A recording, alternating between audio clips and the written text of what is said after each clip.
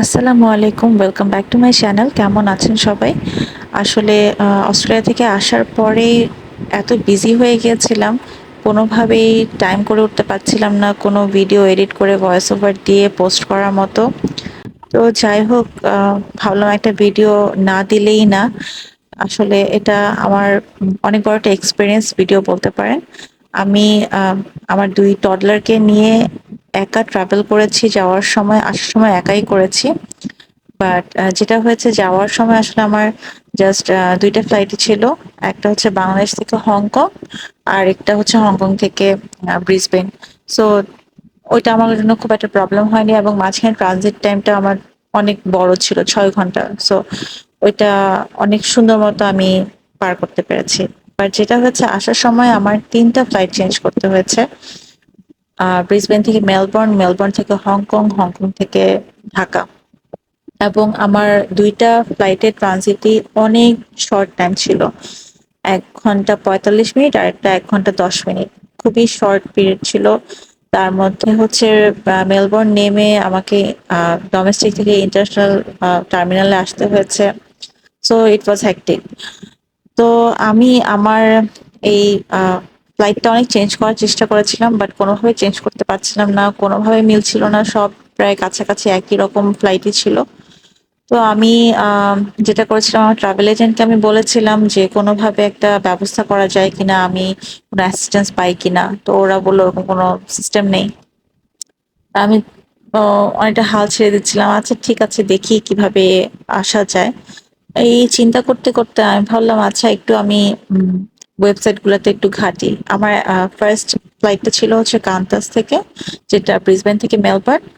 আর এরপরে ২ টা ফ্লাইটই ছিল হচ্ছে আমার ক্যাথে প্যাসিফিকে। তো আমি ক্যাথে প্যাসিফিকে আমার অ্যাকাউন্ট করা ছিল। আমি ওখানে ঢুকে আম আমার যে টিকেট বুকিং যেটা ছিল, বুকিং এর ওখানে গিয়ে একটু ঘাটাঘাটি করে দেখলাম ওদের একটা অ্যাসিস্ট্যান্ট সার্ভিস আছে, যেটা একদমই ফ্রি। আমি ওখানে ওদের সাথে কথা বললাম, ফার্স্ট রিকোয়েস্ট করেছি, তারপর ওদেরকে মেইল করলাম। মেইল করার পর ওরা জানতে চাইলো যে আমি কি ধরনের অ্যাসিস্ট্যান্স চাচ্ছি। যেহেতু ওরা মেইনলি অ্যাসিস্ট্যান্স গুলো দিয়ে থাকে হচ্ছে এলডারলি, তারপর যারা হুইল চেয়ার ইউজ করে বা প্রেগন্যান্ট অথবা যারা সিক, তাদের জন্য। আমার অ্যাসিস্ট্যান্সটা কেমন দরকার ছিল, আমি তো এর মধ্যে কোনোটাতেই পড়ি না।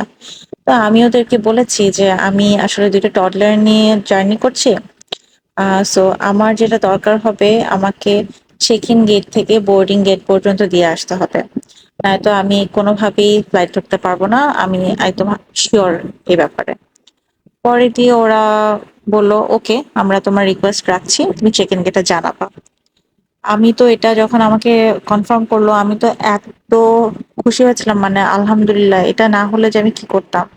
এরপরে কান্তাসকেও সেম জিনিসটাই করলাম, কান্তাসকে মেইল করলে আমি পাচ্ছিলাম না, ওদের ওয়েবসাইটে কোনো নক করার কোনো সিস্টেম নেই। পরে আমি যেটা করলাম, ফেসবুকে ঢুকে ওদের যে ফেসবুক পেজ আছে ওখানে থ্রুতে ওদেরকে নক করলাম। ৩ দিন পরে আমাকে নক ব্যাক করলো, ওরাও সেম জিনিস জানতে চাইলো কি ধরনের অ্যাসিস্ট্যান্স চাচ্ছি। আমি বললাম, ওরাও সাথে সাথে কনফার্ম করে দিল। আমার তো এত হ্যাপি লাগছিল, কি বলবো। পরে আসার দিন একদম সুন্দর মতো ১ম ফ্লাইটেই আমার চেক ইন গেট থেকে তখন লাগেনি, তখন আমাকে ব্রিসবেনে আমাকে একদম আশরাফ বোর্ডিং পর্যন্ত তুলে দিয়ে আসতে পেরেছে। ওখানে আমার কোনো অ্যাসিস্ট্যান্স দরকার হয়নি।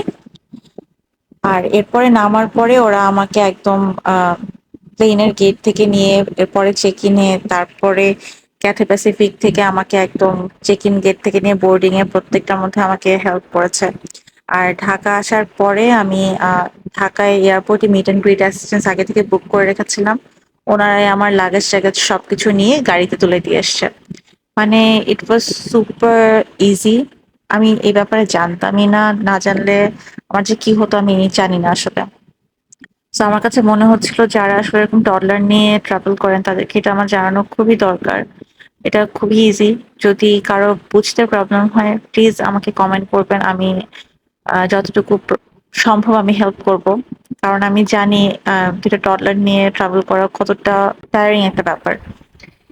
এনিওয়েজ, সো এবং যেটা হয়েছে, ক্যাথে প্যাসিফিক এবং কান্তাস ২ টা ফ্লাইটই আমাকে আলহামদুলিল্লাহ, আমার আসলে ২ টা সিট বুক করা ছিল। একটা হচ্ছে আমার আর আয়েশার। আর আরো আমার কোলে ছিল, যেহেতু 2 ইয়ার্স হয়নি তখনও। সো ওর জন্য কোনো সিট ছিল না, but they were super generous. ওরা আমাকে 3টা সিট দিয়েছিল। সো আরো একদম শুয়ে আসতে পেরেছে। সো এই তো, মানে আলহামদুলিল্লাহ আমার ফ্লাইট জার্নিটা এত স্মুথ এবং এত ইজি হয়েছে, কি বলবো। সো এটাই এইটাই ছিল এই ভিডিওর মূল বিষয়, আপনাদেরকে জানানো। কারো কিছু জানা থাকলে please do inbox or comment. Thank you so much.